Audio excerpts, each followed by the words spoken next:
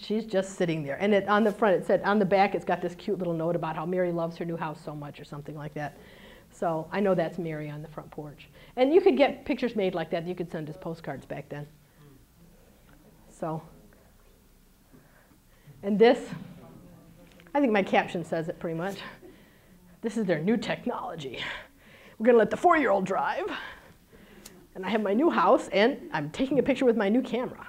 Now, I'm about 80% sure this is Vine. I just haven't figured out exactly where yet.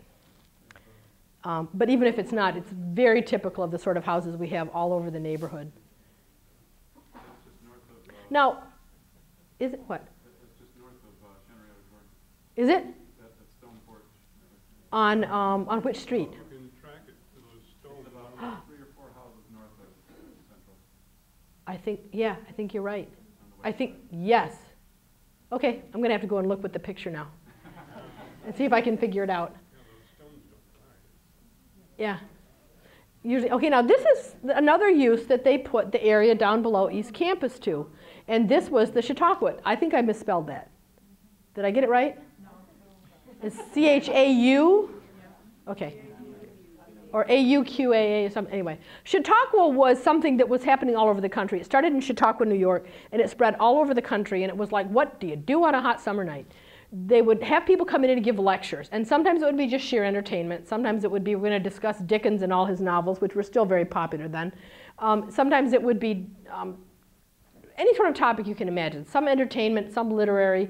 But people didn't have TV then, and the radios were just barely beginning to come in. So this was something to do on a summer evening. You'd walk down to the Chautauqua, and you'd listen to the lecturer or the speaker. It might be someone showing slides of, you know, their trip to the Andes or something like that. But it was something that was very popular to do. And one of the landlords I know actually found in the side of one of his buildings, he found one of the fans that they'd give you on the hot summer night. And it said Chautauqua on it, Chautauqua, Kalamazoo.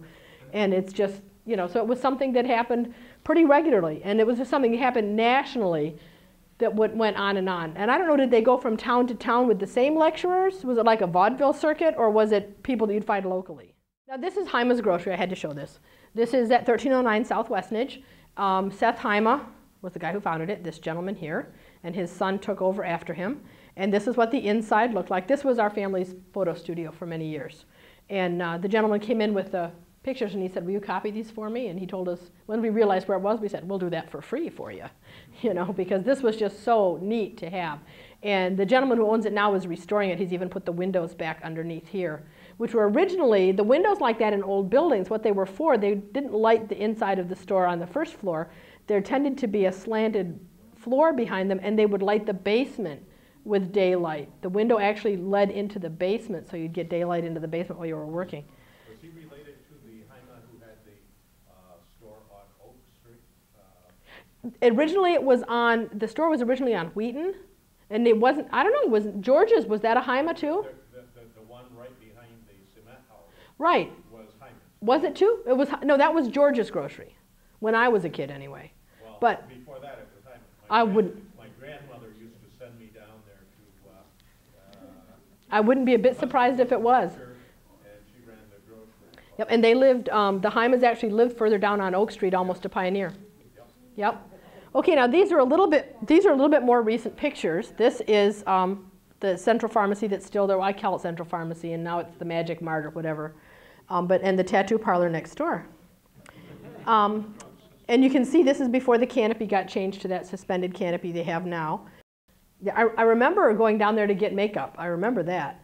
And at this point in time in 1954, when this picture was taken, it was Kiefer's Pharmacy. So, and I think the whole time that everything that I've ever found always refers to it as a pharmacy in that location, just different names. They had stationery. Oh, sure. For a short time too. Sure.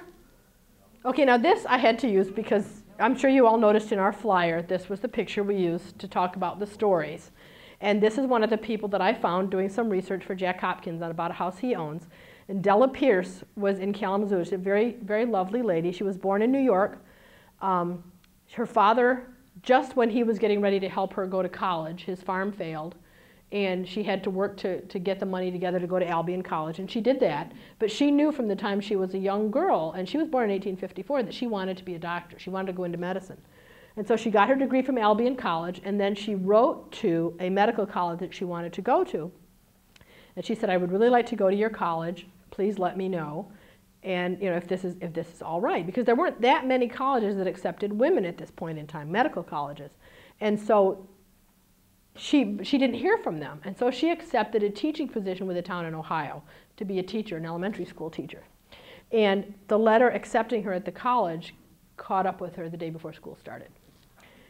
But she'd already signed a contract, and the type of person she was, she said she couldn't just say no and walk away on the contract. She was going to be there. They'd be without a teacher. And so she went ahead with the contract, and then she worked for 5 years to get the money. Although what the letter said, she had applied to Boston Medical School, the letter said was that she had a full ride. She wouldn't have had to pay anything, but she wouldn't walk out on that contract. So she earned the money, and then she applied to U of M, as it says there, in 1886. She was admitted. She finished in 1890, and within 3 years she moved to Kalamazoo. I have no idea why she chose Kalamazoo, but she did.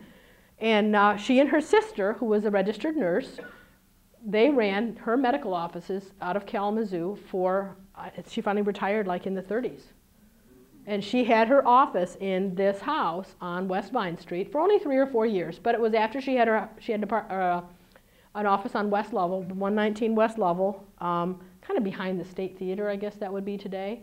That was where her office had been for many years. In fact, I would guess I would guess offhand, considering the dates, that probably when the State Theater was built, the building she was in was torn down and she had to find someplace else.